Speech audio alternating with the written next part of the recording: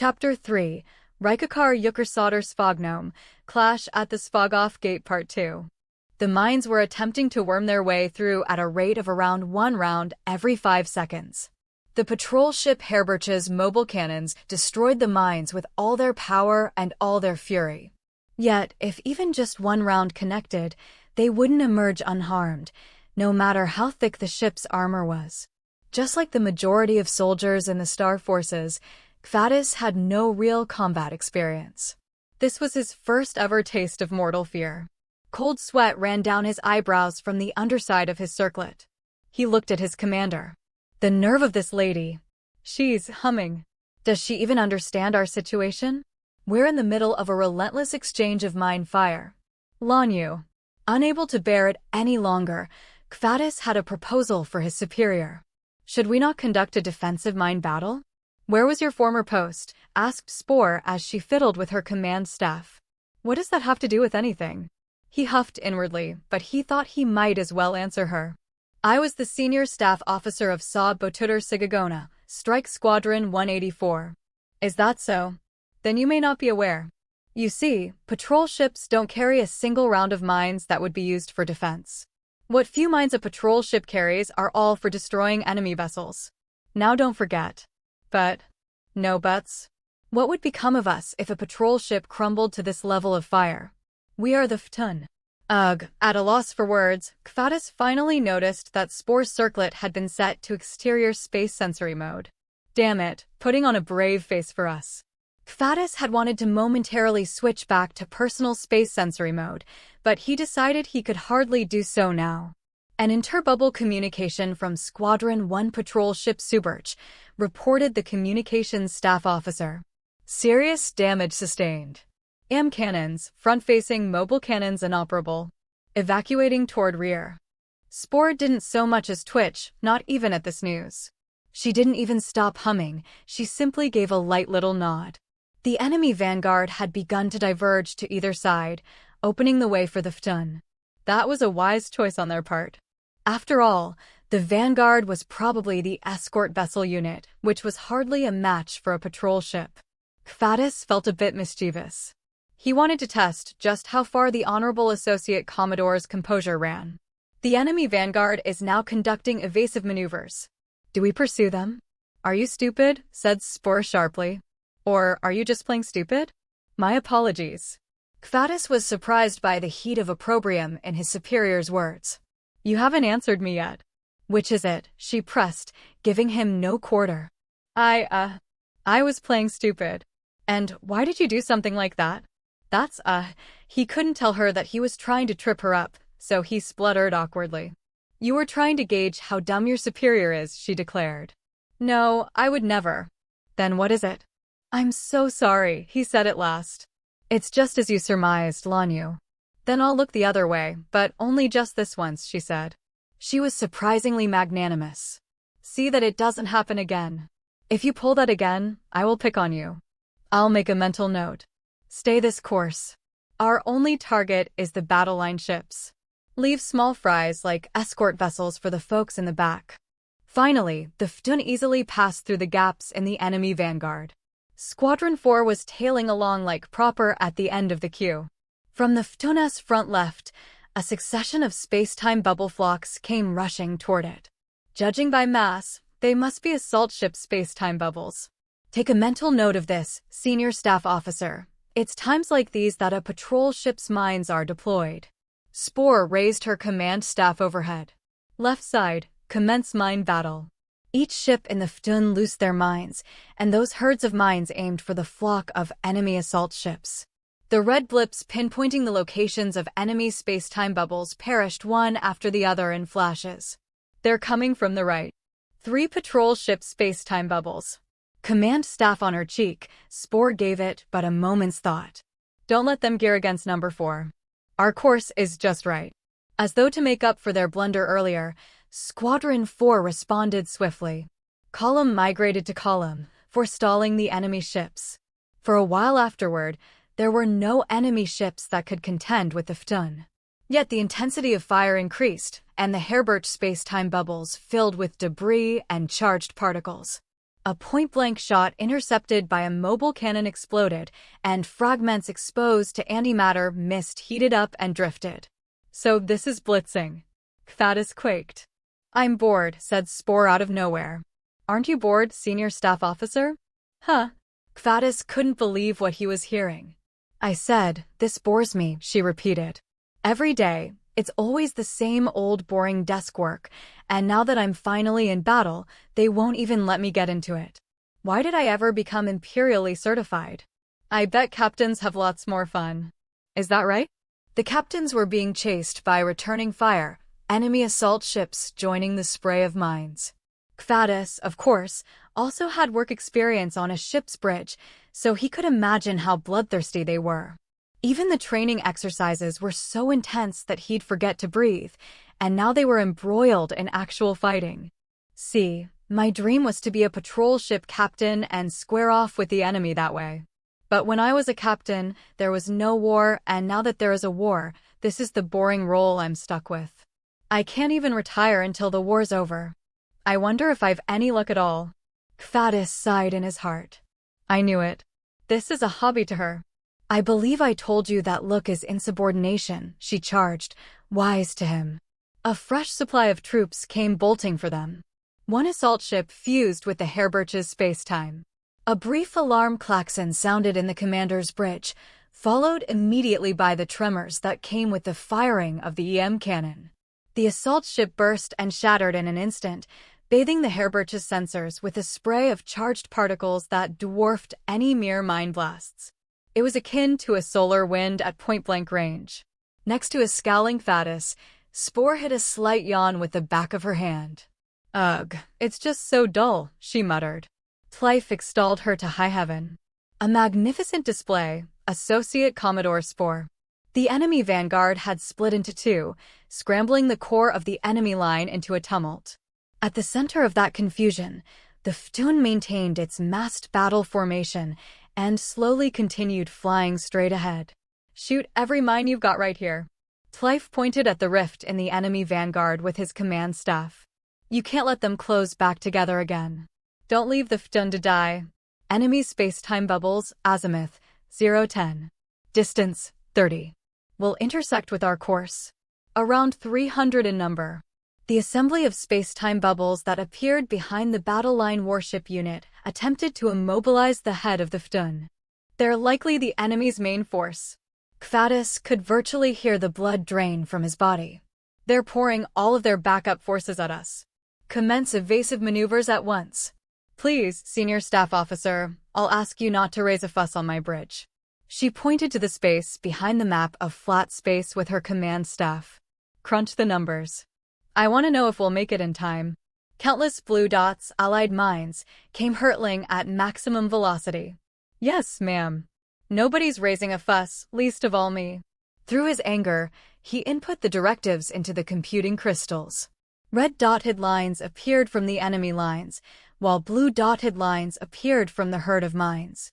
They intersected with the front right area of the Ftun's future position. Stay the course, Spore commanded. Yes.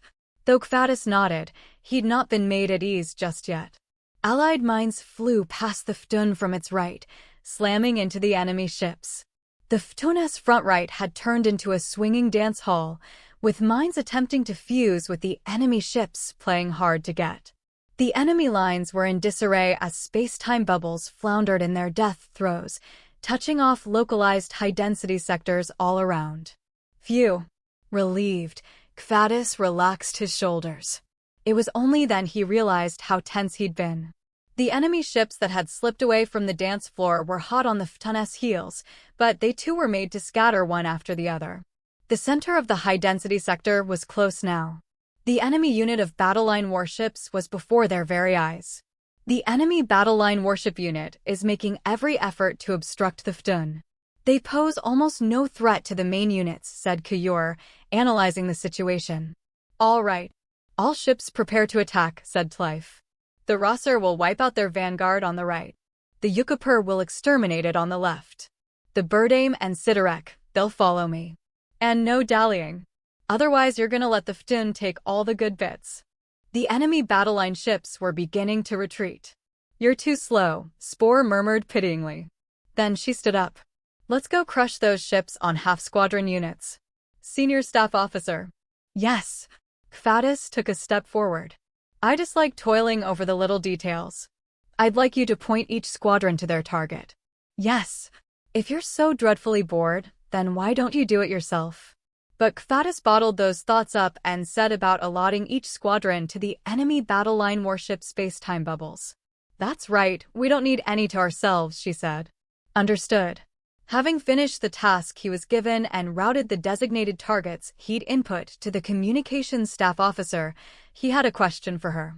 Have we become backup forces, too? No. I'll be taking that. She gestured toward the map of flat space. It was a space-time bubble that had been stamped with the provisional number 661 and situated all the way in the back of the battlefield. Kvatis referred to the course of the battle and soon discovered that space-time bubble 661 had yet to fire a single round of mines. That is believed to be a large transport freighter or something in that vein. Might it not be advisable to ignore it for now? It could be yet more reserve forces using that as camouflage. It might be passing itself off as harmless, only to come for our heads at the very end. And we can't have that, so I'd like to strike their front lines. Yes. That may very well be the case, Kvatis thought. Just received confirmation. All squadrons have received respective target instructions, said the communications officer. Excellent. Spore nodded, raising her command staff overhead with evident mirth. All ships, fan out. The real party starts now, and you'd better brace yourselves for some fireworks. We are the Ftun, goddess of dance, so show them how you command the stage.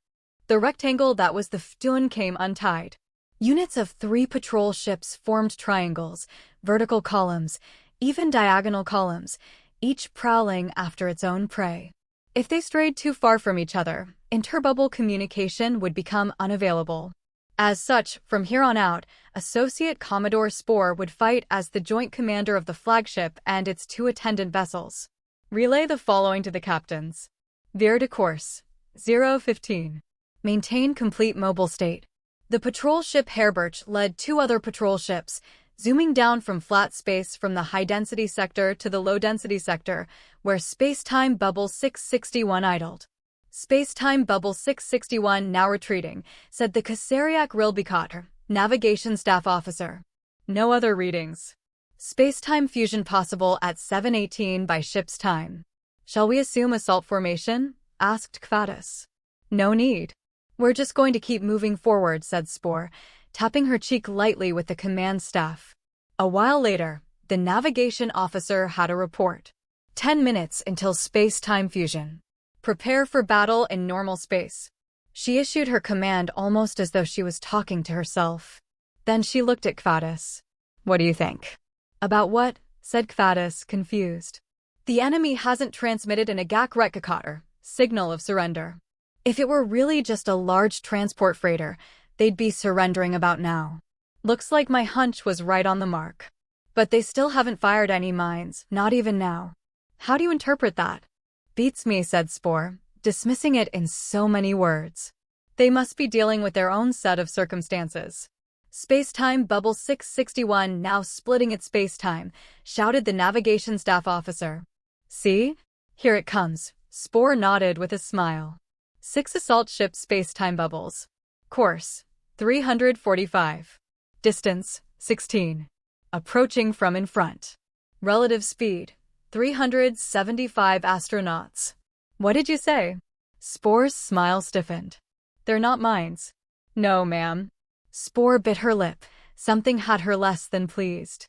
Kaseriak Tlachiter, gunner staff officer, tell me how many mines we have left. This ship contains 4. The Bogbirch, 4 as well, and the Hassenbirch, 5.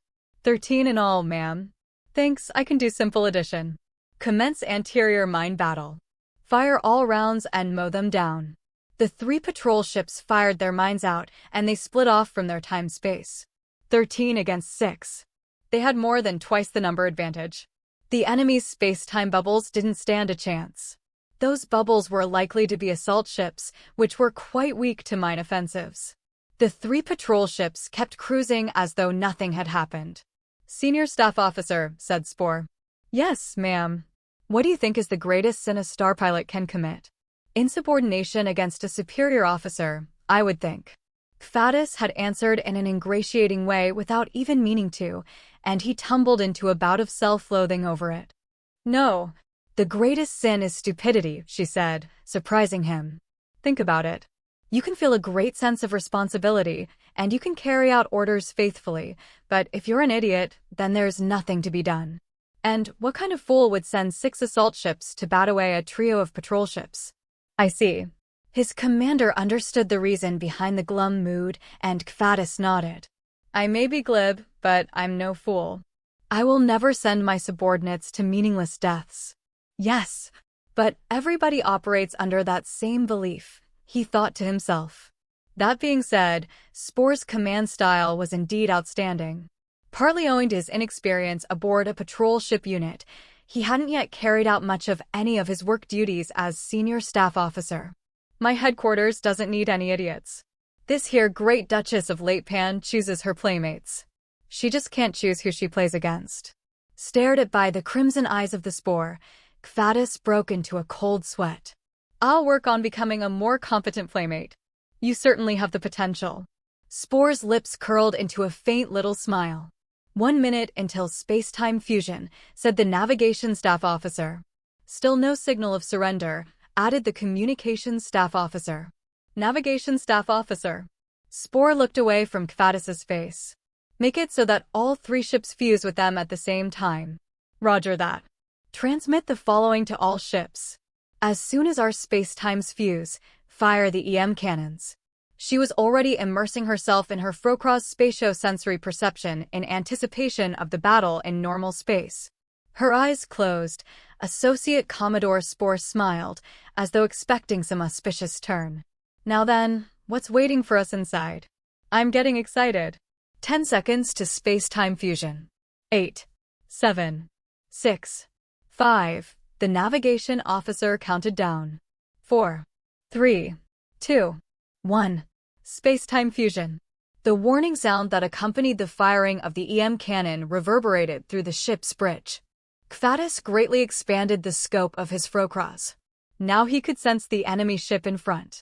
It was giant, but it was alone. The signal of surrender, shouted the communications staff officer. It's coming in via Drachdamer, electromagnetic communication. Cease the offensive. Spore didn't bother hearing out the rest. Her eyes flared open, and she stood up. Call all ships to cease the offensive.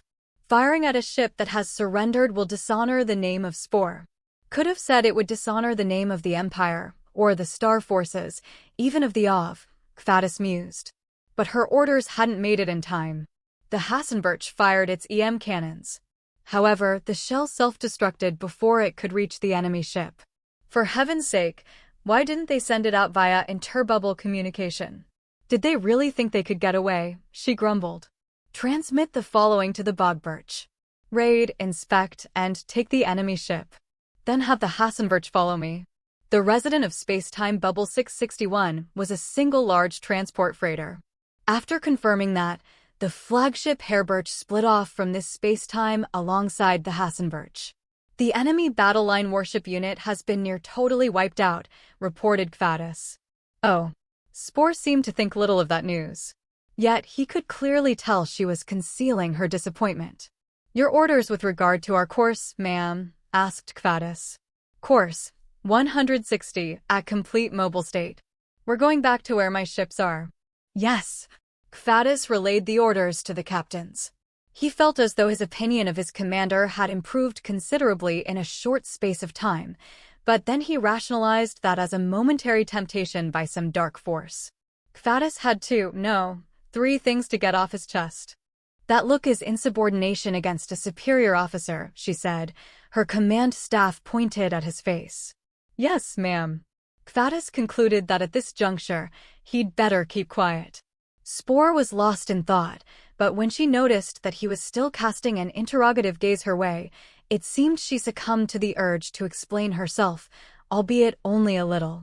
She ruffled up the scarlet blue hair that had been so diligently braided. My hunches are off the mark sometimes, you know. The battle was over now. The only agents left on the battlefield were either allies or surrendering enemies. A connecting vessel has arrived from the Ftun, reported Kilo Commander Kuyur. Oh, Tlyfe nodded. So, what VE they got for us? It seems they've taken the enemy's bureaucrats prisoner. Superb! That's fantastic, but why exactly were there bureaucrats on the battlefield? It appears to be customary in the United Humankind for bureaucrats, such as media spokespersons and battle cheerers, to accompany soldiers into battle. They were in a large transport freighter near the Svogov Gate. The way the UH did things was totally inscrutable to him. Tlyfe was pacing the bridge, but he halted in place once he realized no amount of contemplation would clear up their mysteries. Oh well, whatever. We won. Yes, our victory was assured. Too assured to take any thrill in it, but I'm glad in any case. Order all units to amass. Roger. Plus, let's have the Ftun do one last thing. After resupplying, they're to leave for the Svogov Gate at once. If there aren't any forces left to contend with, they are to annex control over the Marquisate's astrospace. Who's worked the least throughout the battle? Each half-fleet has fulfilled their responsibilities admirably. I know that. I don't mean to reprimand anybody, so just tell me. If I'm forced to say, Kuyur cocked his head. The Birdaima's kill rate was quite modest. I see. Then leave the Birdaim to do all of the cleaning up. Understood. The main casualties of the Tlyfe fleet that were ascertained at the end were as follows. Ships sunk. 24 escort ships. 17 assault ships. 1 patrol ship. Serious damage. 51 escort ships. 47 assault ships. 5 patrol ships. Slight damage. 95 escort ships. 117 assault ships. 19 patrol ships. 7 battle line warships. Counting only sunken and heavily damaged ships, there were 145. Since the ships that were only lightly damaged could be repaired by Doziak, construction ships, even while mobilized, these 145 ships were the only ones recorded as lost in the Tlyfe fleet's register of vessels. Though these were by no means minor figures, especially to the people aboard those ships and their families, they presented no impediment to the fleet's overall martial power. By comparison, of the 900 ships in the UH Peacekeepers Dispatch Fleet A, only 27 were operable, and all 27 had surrendered, to be plundered and looted by the Star Forces. It was an overwhelming victory for the Imperial Star Forces. The heavily damaged ships received temporary repairs. Ships that could no longer sail under their own power were towed by construction ships, and they all left for the Imperial capital, with the captured enemy ships taken there as well. When the first stage of battlefield processing was complete, 2 rounds of mines were fired from the flagship Kerdai. Instead of antimatter bombs, however, these contained bouquets of flowers. The moment their space-time bubble engines ran out of fuel and the mines turned into space-time particles and scattered, Commodore Tlyfe ordered a moment of silence for the dead, both allies and enemies. As the majority of the dead were enemy soldiers, this gesture was as good as a declaration of victory for the OFF.